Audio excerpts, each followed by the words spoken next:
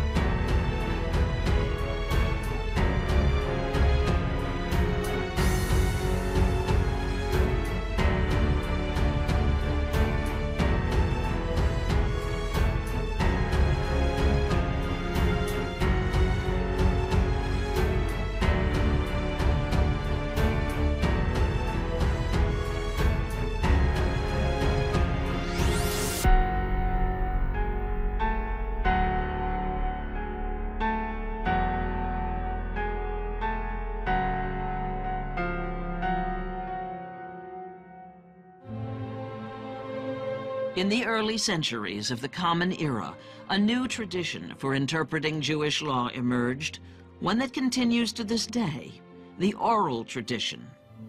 Those oral traditions are gathered and collected in a number of different works. And that work, the traditions and discussions and debates, are contained in what we call the Babylonian Talmud, or just the Talmud. It was probably completed somewhere in the 7th century of the Common Era.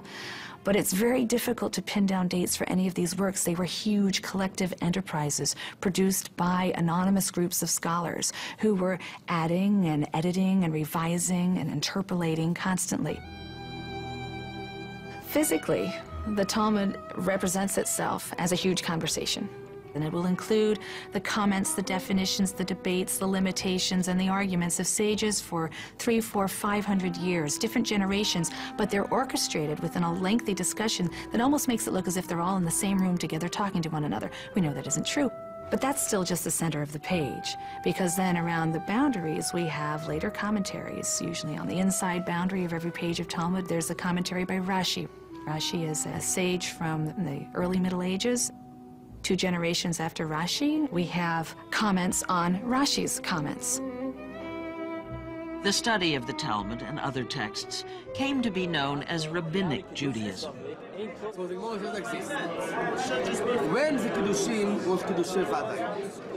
The Judaism Jews practice today in a religious sense derives from the Rabbinic period.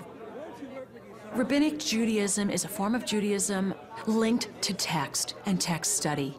It venerates text study, Talmud study, Torah study of any sort. The Talmudic method, the method of constantly probing and asking questions and not having final solutions or answers, has had a major impact on Jewish intellectual development and Jewish cultural development. I think Jews tend to be a questioning people, a people who always look to new ways of interpreting things, and that's been a tremendous gift that we have gotten from the great Talmudic scholars.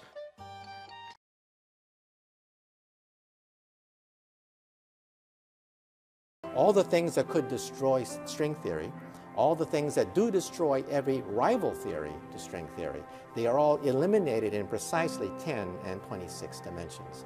These dimensions are magic. We physicists don't know where these dimensions come from. The Zohar says those things. It could just have been a lucky guess. I don't know. The Zohar speaks of impure fats and pure fats, and that relates very well to modern medicine's view of the 2 types of cholesterol. Now you tell me, how come that's the only text with 2,000 years old can have that kind of information so clearly there? I think it's rather intriguing that the Zohar mentions cholesterol and mentions the liver and bile. What I like about Kabbalah is that it has a rather profound view of a creator, of a divine being that transcends all possible notions that we could have. There can be an interface between science and spirituality. The Zohar's notion that light is a realm of no time and no space is quite consistent with special relativity. What's been stopping it so far are, number one, the lack of a good concept, and I think the Kabbalah is offering that now in the context of modern science, and two, a reticence on the part of both scientists and people in religion to mix the two. It's rather amazing, this uncanny reflection of some of the most advanced cosmology coming from our satellites, coming from our atom smashers, coming from our blackboards, that are mirrored in the Zohar and ancient Kabbalistic texts.